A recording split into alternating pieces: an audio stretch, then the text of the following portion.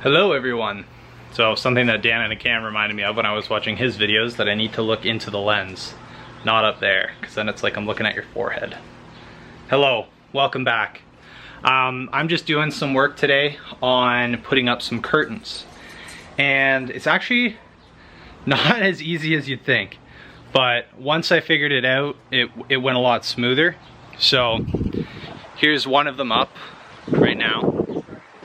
And it just runs, I don't know if it'll show you what's inside here, but it just runs on a little metal rod, and then I screw directly into the rod after pinching it so it'd be flat. So I'll show you that process in a second. So yeah, we took what was left at the bottom of these, because when we bought the curtains they were full size, so they were way too long, so we cut off the access on the bottom, and it happened to be the perfect size to fit that. Actually, shout out to my mom who made those work very well. Thank you so much. And this installation was very simple. We went with just a like shower curtain bar, and they spin. Oh, Rush just jumped up. He wanted to be a part of the gang.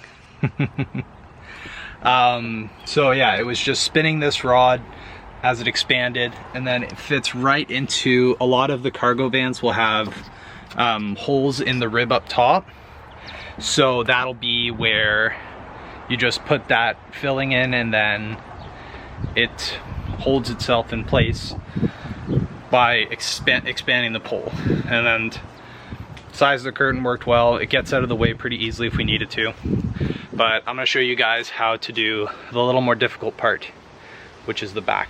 For starters, I just drilled a hole into the frame. I was considering putting it into the door, but that caused too many problems when it was closing, and it wouldn't close properly and everything like this. So I figured have it go directly to the frame inside, and that way, yeah, there's no problems. And you can even have the curtains drawn even if you have your doors open. So anyways, I will show you guys how I worked the poles so that they worked. Okay, stay tuned. So right now, I don't even know what's holding the camera up. It's like floating in midair. So the poles, these are just curtain rods. Probably you can get them at the dollar store. Again, you go to like Restore or Value Village, something like this, and pick them up there. So these had these little plastic bits on it. I don't know if that's gonna focus, but these little plastic bits, and I thought, perfect. Holes right there, I just gotta drill a hole into the van, screw it in. I was mistaken, because this plastic is old and it snapped right in half. So then I was like, damn, what am I gonna do now? These are garbage. So I decided, hey Ben, you have a brain, you can figure this out. So I took the end and I just flattened it out in one of these guys. So just as simple as putting the end that I wanted flattened in, coming down on this, make it nice and flat, and then I put it back in there for when I has to drill. Trick with this, you're trying to get as center as possible, so start with a smaller bit before you go to the size that you actually need.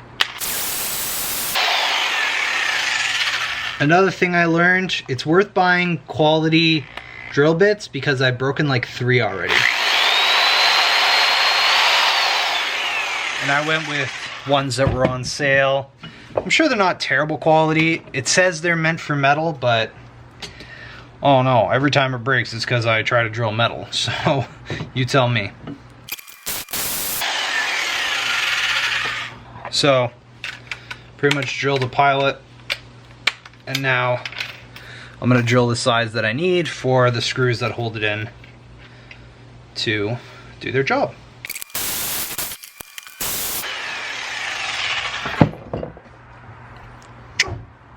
So this was the part that was a little more difficult. Getting it through and then getting it up. Now, the first time I did this, obviously I had the plastic parts and they just crushed as soon as I tried to put the screws through. The other part is, once you flatten the ends, they don't have those nice rounded plastic parts on them.